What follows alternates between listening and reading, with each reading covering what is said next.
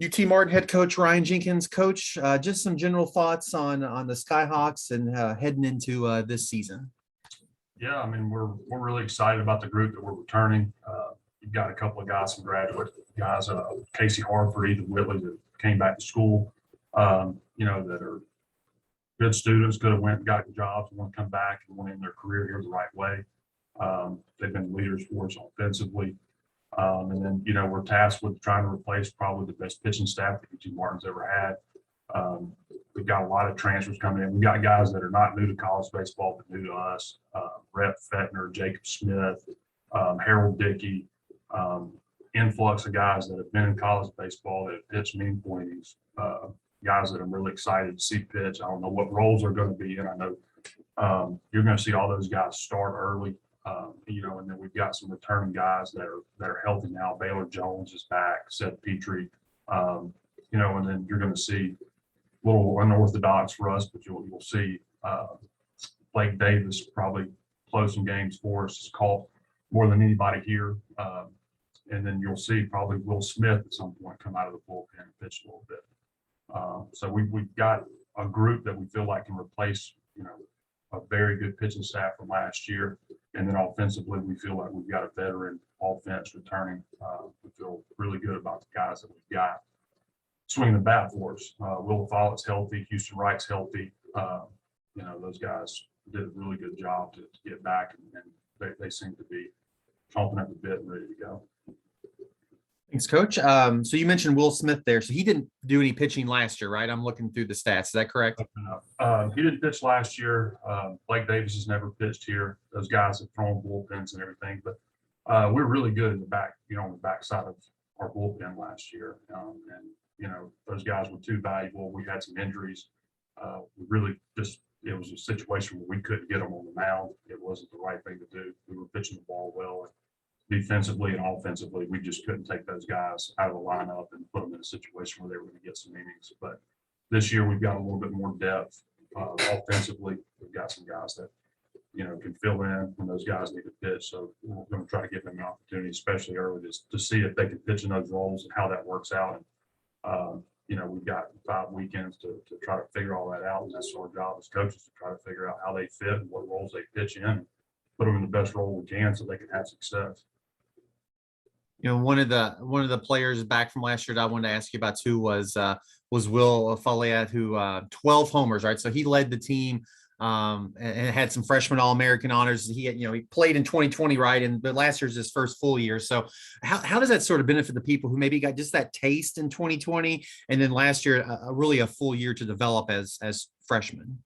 I mean, I think it was huge. I mean, it's bad to lose a year, but I think it was big for him. Just getting acclimated to the speed of the game and the daily grind of college baseball and understanding where you fit in and having some success, I think made him feel a little bit more confident. I think it kind of showed him what kind of player he could be. The potential was there. He swung the bat really well last year. He had an ACL tear towards the end of the year. He had a walk-off home run against Tennessee Tech and stepped on home plate and just kind of towards the knee up. So he's back healthy from that. We missed him a lot this fall, but he's getting, he's back to normal. He's taking his normal reps. He's able to run. He's able to do everything. So we expect a big year out of him, and we really do need him. Your team hit 58 home runs last year. Is that something you think your team will be in that sort of range in home runs? More? Is it less? Or is the dynamic, you mentioned some different parts, is the dynamic changed on the offense? I mean, I'd like for it to be that. I mean, I think you always hope to hit a home run a game. You hope there's people on base when you do it.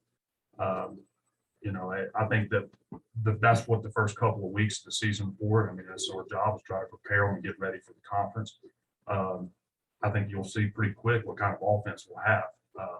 I don't think that we are particularly a fast team, speed team. I think that we are going to rely on extra base hits. I think that's going to be something for us to be successful. We are going to have to hit home runs. We've discussed that a lot. I think that there's some give and take with that. There may be a little bit more swing and miss than I like. But if we're hitting a homer a game, we get 2 or 3 run homers. I think you can take a little bit of the strikeout to walk ratio getting out of whack. I think that there's obviously there's potential for it. I mean, Houston Wright being healthy, Will Follett, Casey Harper's healthy, has been able to lift and get stronger. I mean, he's back to his normal self. I think he may be a little bit different player at times. He's been a contact guy that you just see put balls in play, doesn't strike out a lot, but there's a little bit more juice in the bat. Blaze Bell's been swinging the bat really well. I think he has potential to hit home runs. And obviously, Ethan Whitley's got 30 career home runs. Just swung the bat really well at times. Blake Davis. Everybody in our lineup right now can hit home runs. You would like for that to be the case, but we'll have to see how everything shakes out, and we'll work our offense for what it is. I want to ask you about last year and playing in some big games. You beat Alabama, who was 22nd, 9-4. You beat Ole Miss, who was number 11, 9-7. And then you played number 1 Vanderbilt. You lost by 1 run. So what made your team so good in those midweek games against high-level SEC competition? I think that one of the biggest, I mean, there's a lot of different things that go into it. I think that we played those games kind of unorthodox. We pitched some guys that we thought were under the hitting speed. We threw, especially as we progressed into the year, we had a lot of older guys on our pitching staff that wanted to pitch in those ballparks. We go over on Tuesday, instead of throwing a bullpen, Winston, do you want to pitch today? Dave Huss, you want to pitch today? Nick Lobo, you want to pitch today? I think it's difficult for those teams that are trying to work and develop starters. We were too, but I think it's difficult for those teams to go out and have a plan to hit against us when we change a pitcher every inning. I mean, that's difficult as a hitting coach to walk in and go, okay, this inning we're doing this inning we're doing this inning we're doing this. It's hard, and then we played clean baseball.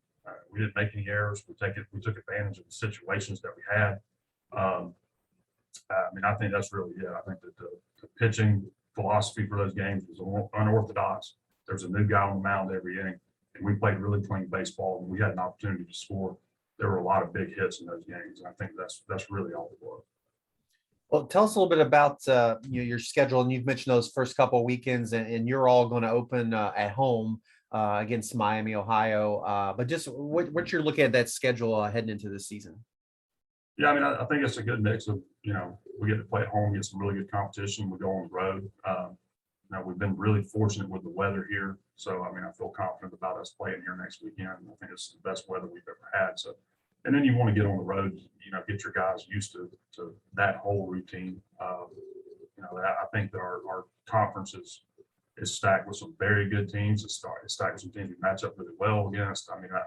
I like our schedule, especially early. I think it's going to be good for us to prepare and get ready for the conference, season. That's the most important thing to me is, these games early. Yeah, we need to get out there. We need to play. We need to win some games. But the big thing is we've got to prepare and figure out how our team and our dynamics going to work so that we can put the best product on the field when we start conference play.